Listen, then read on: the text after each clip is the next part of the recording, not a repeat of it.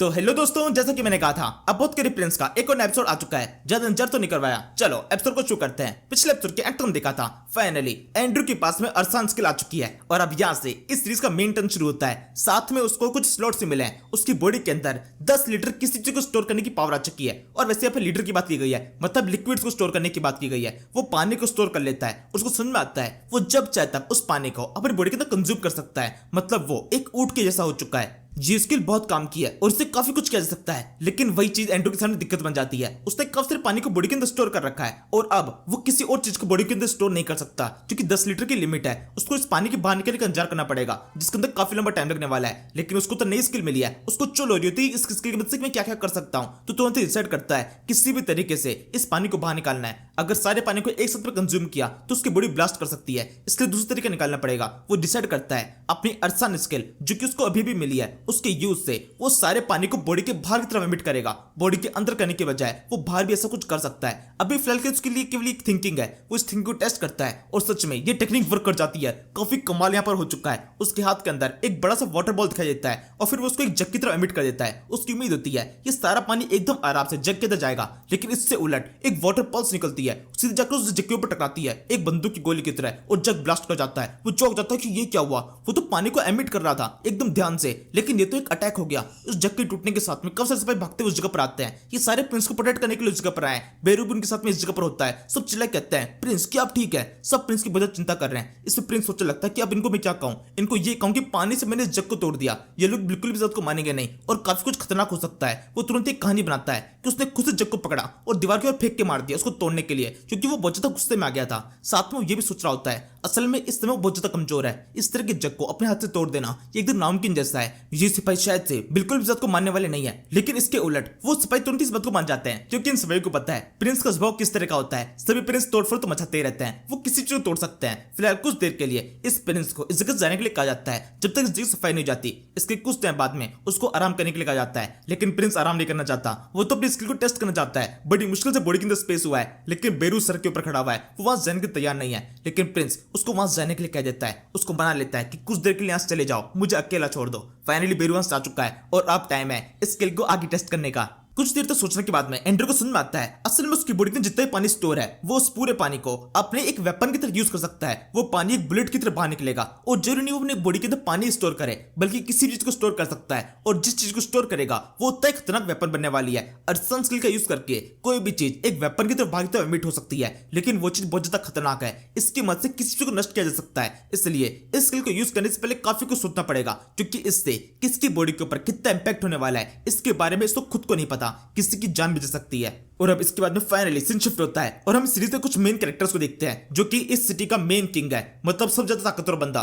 सबसे ज्यादा ऊंची गद्दी पर जो बंदा बैठा हुआ है, अस्टेलॉन मैग्नाटो, जिसके सामने कोई बंदा बैठा हुआ है। असल में यहाँ पर चुगली करने के लिए आया है, प्रिंस की चुगली करने के लिए, कि प्रिंस कुछ टाइम से कुछ गलत हरकतें करते जा रहे हैं। वो नीडल्स को अपने बॉडी के अंदर चुभोते हैं, पता नहीं किस तरह की हरकतें ये। वैसे ये बंदा देखने में काफी हद तक बेरू जैसा लग रहा है, लेकिन लाइटनिंग इफेक्ट बहुत ज्यादा है, शायद से कोई और भी हो सकता है। लेकिन इस समय ये किंग बहुत ज्यादा नाराज है। पक्के तौर पर जो एंड्रू है वो इसका बेटा है और इसको अपने बेटे की चिंता हो रही होती है, और वो चिंता अपने गुस्से के तौर पर दिखा रहा होता है कि एंड्रू ये तुम किस तरह की हरकतें कर रहे हो, क्या हो गया है तुम्हें। इसके अगले सीन में हम एंड्रू को देखते हैं जिसने सुबह के समय वापस से काफी सारी दवाई तैयार कर लिया है, लगभग 10 लीटर के बराबर है। बेरू भी इसमें वहीं पर मौजूद होता है। वो मन में सोच रहा है इतनी सारी दवाई इस समय तैयार क्यों की गई है। वही एंड्रू सोच रहा होता है इतनी सारी दवाई को मैं एक साथ पीने वाला हूँ, अगर बेरू ने मुझे करता हुआ देख लिया तो एकदम बेहोश हो जाएगा, मुझे पहले उसको यहाँ निकालना पड़ेगा। वो उसको वहां जाने के लिए कहता है, लेकिन बेरू ने मना कर दिया है। उसको प्रिंस की बहुत चिंता हो रही है। वो उससे कहने लगता है मुझे पता है अब इस दवाई को पीने वाले हैं, मैं बिल्कुल बस जाऊंगा नहीं। वैसे आपको पता है ना पिछली बार क्या हुआ था, इस दवाई को पीने के कारण आपकी तबियत खराब हो गई थी। आपको बिल्कुल भी इतनी सारी दवाई एक साथ नहीं पीनी चाहिए। इस पे एंड्रू कहता है क्या पागल हो गए हो तुम,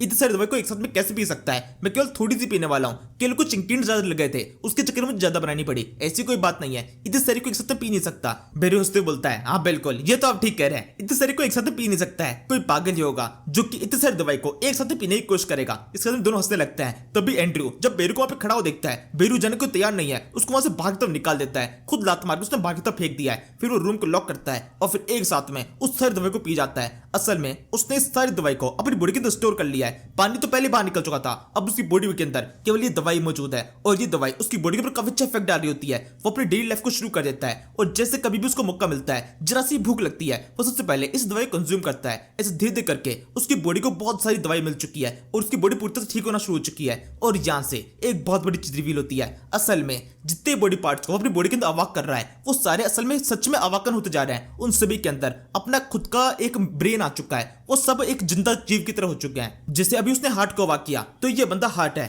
उसने कुछ टाइम पहले उसने लंग्स को अवाक किया था और क्योंकि लंग्स एक सेट की तरह होते हैं तो ये दोनों जुड़वा लंग्स है। और इसके अलावा इंटेस्टाइन, ये बंदा इंटेस्टाइन है जो कि आराम से अपनी एक्सरसाइज कर रहा होता है। धीरे धीरे करके ये तीनों स्ट्रॉन्ग होते जा रहे हैं और आराम से एंजॉय कर रहे हैं। और ऑब्वियसली ये सारे एंड्रयू की बॉडी के अंदर रहते हैं, उसकी बॉडी पार्ट है, उसकी बॉडी के अंदर ही रहेंगे, लेकिन आराम से फ्रीली मूव कर सकते हैं। उनको एंड्रयू की दुनिया एक टीवी स्क्रीन की तरह दिखाई देती है, वो सब कुछ स्क्रीन की मदद से बाहर की तरफ देख रहे होते हैं। वैसे इस समय जो लंग्स और इंटेस्टाइन है उनको तो बिल्कुल भी दिक्कत नहीं होती, उनकी बॉडी धीरे धीरे मजबूत होती जा रही है। लेकिन हार्ट, उसकी हालत थोड़ी सी खराब हो रखी है, क्योंकि दिल कभी भी एक चीज खाने से भरता नहीं है और एंड्रयू लगातार केवल एक चीज खाता जा रहा है, वो दवाई, और उसका मन एकदम भर चुका है। वो बॉडी पार्ट्स मतलब लंग्स से पूछने लगता है आज खाने में क्या है, इसमें लंग्स बोलता है वही दवाई जो कि कल खाई थी। इसमें वो कहने लगता है ये क्या हुआ, कल भी दवाई, आज भी दवाई, आज शाम को क्या मिलेगा, इस पे लंग्स बोलता है शाम को भी वही मिलेगा, केवल दवाई, हमें कुछ टाइम तक केवल दवाई खाने वाले हैं और कुछ भी खाने को नहीं मिलने वाला। इस हार्ट कब्जे चिढ़ जाता है कि बिल्कुल भी ठीक हरकत नहीं है, मेरा दिल नहीं भरता एक चीज को बार बार खाने से, मुझे कुछ अलग चाहिए, हर बार कुछ अलग, कुछ चटपटा सा, एक चीज को बार बार खाना ये मैं बिल्कुल भी बर्दाश्त नहीं कर सकता हूँ, इसको कुछ करना पड़ेगा। ये होस्ट तो क्या हुआ, कभी भी हमें कुछ भी खिलाएगा, हमें इसके खिलाफ कुछ करना चाहिए। इसे बाकी लोग मना कर देते हैं क्योंकि बाकी सबकी हालत तो अच्छी होती जा रही है, केवल हार्ट की ये अपनी दिक्कत है। वैसे ऑब्वियसली क्योंकि ये एंड्रयू की बॉडी पार्ट है और एंड्रयू की बॉडी के अंदर आपस में सारी बातें कर रहे हैं, एंड्रयू की चुगली कर रहे हैं, तो वो सब कुछ एंड्रयू को भी सुनाई दे रहा होता है। उसको सिस्टम विंडो भी बताती है कि तुम्हारे ऑर्गन्स तुमसे नाराज होते जा रहे हैं, उनको बिल्कुल भी एक एक तरह खाना बिल्कुल पसंद नहीं आ रहा है। लेकिन एंड्रयू साफ ना कर देता है कि अगले कुछ दिनों तक केवल वो दवाई के ऊपर पूरी तरह डिपेंड रहने वाला है, इसके अलावा वो कभी भी कुछ भी टेस्ट करने वाला नहीं है। इस तरीके से कुछ और दिन बीतते हैं और फाइनली उसको वो चीज मिलती है जिसका वो काफी टाइम से इंतजार कर रहा था। उसको एक सिस्टम विंडो शो होती है जिसमें दिखाई देता है तुम्हारे बॉडी पार्ट ठीक होना शुरू हो चुका है और तुम्हारा लाइफ स्पैन एक साथ में काफी तक बढ़ चुका है, 50 दिन बढ़ चुका है और अब तुम्हारे पास में 133 दिन का लाइफ स्पैन है। और अब इसे देखने के साथ में एंड्रयू कब्जे तक खुश हो जाता है, वो चिल्ला कहता है फाइनली मैं इसमें कामयाब हो चुका हूँ। और उसके चिल्लाने के साथ में एक नौकरानी उसकी पर आ रही होती है जिसके हाथ में से उसकी ट्रे छूट जाती है, वो जमीन पे गिर जाती है और इसी के साथ में एक जोर का शोर आता है। एंड्रयू तुरंत इससे माफी मांगता है, मुझसे गलती हो गई, मेरे को चिल्लाना नहीं चाहिए था, लेकिन वो वेटरेस खुद ही माफी मांग रही होती है।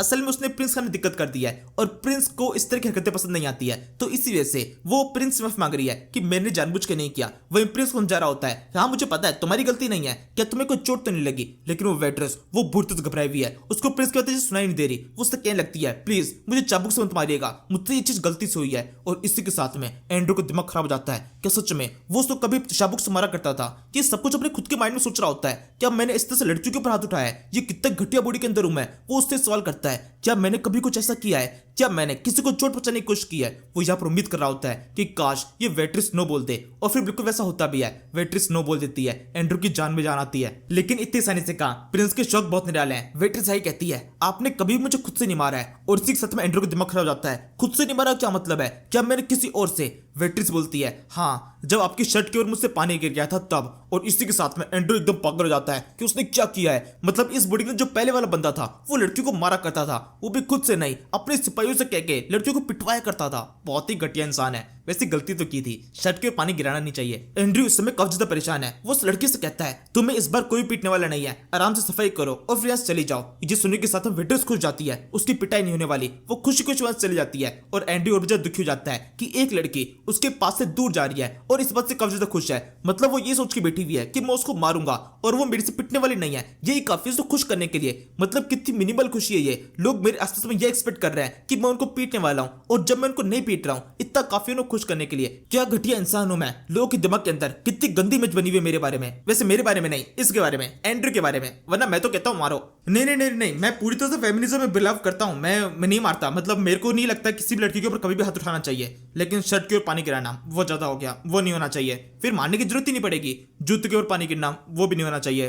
बाकी रसोई में रहो, घूंघट लगा के रखो, बस ये सब करो, फिर क्या जरूरत है मारने की? नहीं पड़ेगी भाई मारने की जरूरत, हम नहीं मारना चाहते किसी को। अरे दोस्तों इस बात को बिल्कुल भी सीरियसली मत लेना, मैं बस कॉमेडी के चक्कर में बोल रहा हूँ, वरना मैं इस तरह का इंसान नहीं हूँ। ये सब चीजें मैं बताता नहीं हूँ ऐसे वीडियो के ऊपर आके। तो हाँ, शर्ट का ध्यान रखना, लेकिन शर्ट पे बिल्कुल भी कुछ नहीं होना चाहिए, मेरे को बहुत प्यारी है वो। चलो अब ये सब कुछ बंद करके सीरीज कंटिन्यू करते हैं, एकदम सीरियस होके सीरीज के ऊपर फोकस करेंगे। एंड्रयू यहाँ पर बेरू को बुलाता है और बेरू सवाल करने लगता है, मुझे बताओ तुम्हारे साथ में और बाकी जो सारे सर्वेंट्स हैं उनके साथ मेरा स्वभाव किस तरह का है? बेरू सब कुछ सच बता देता है और एकदम सच बताता है, कुछ भी छुपाता नहीं है। वो बताता है कि किस तरीके से एंड्रयू अक्सर ही लड़कियों के ऊपर हाथ उठा देता है, मतलब हाथ उठाने तक वो खुद से कर लेता है, और उससे एकदम चाबुक मारने होते हैं क्योंकि उसमें हाथ में दर्द होता है। तो उसके लिए बाकी लोग आते हैं, उसके लिए सिपाहियों को अपॉइंट किया जाता है जो कि आके इन सर्वेंट को पीटते हैं। सभी सर्वेंट सामने एक अलग किस्म का ईगो है इसके अंदर, और इसी के साथ में एंड्रयू समझ जाता है वो सारे सिपाही जिसके सामने से बेकार कहानी बनाई थी कि उसने खुद ही जार को फेंक के मार दिया, वो इस बात के ऊपर क्यों विश्वास कर गए? क्योंकि उनको इसकी सुरक्षा से कुछ फर्क ही नहीं पड़ता। उनके हिसाब से तो उनका प्रिंस आज मरता कल मर जाए, और कल मरता अभी मर जाए, कुछ फर्क नहीं पड़ता है। हो सकता है कुछ पीछे खड़े होकर हंस रहे हो,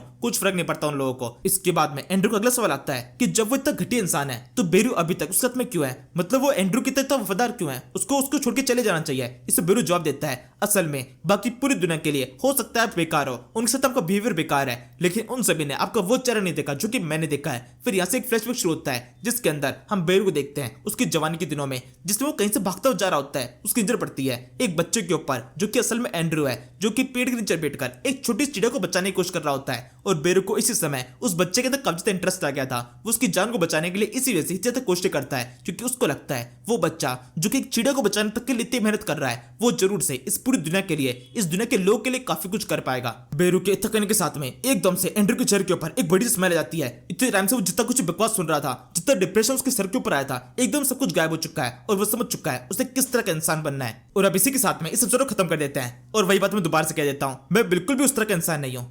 क्या लाए हो? हाँ यार रख दो, इतनी मत शर्ट भी गिरा दिया, शाबू का है मेरा। चलो ठीक है ना दोस्तों, थैंक यू फॉर वॉचिंग। नहीं वो रेड वाला नहीं है, वो ब्लैक वाला ही है, वो बस रेड हो गया है, अभी और होगा। तू मेरा बेटी तुझे अपनी बीती तू है, समंदर सी दुनिया भावना में बह गया मैं।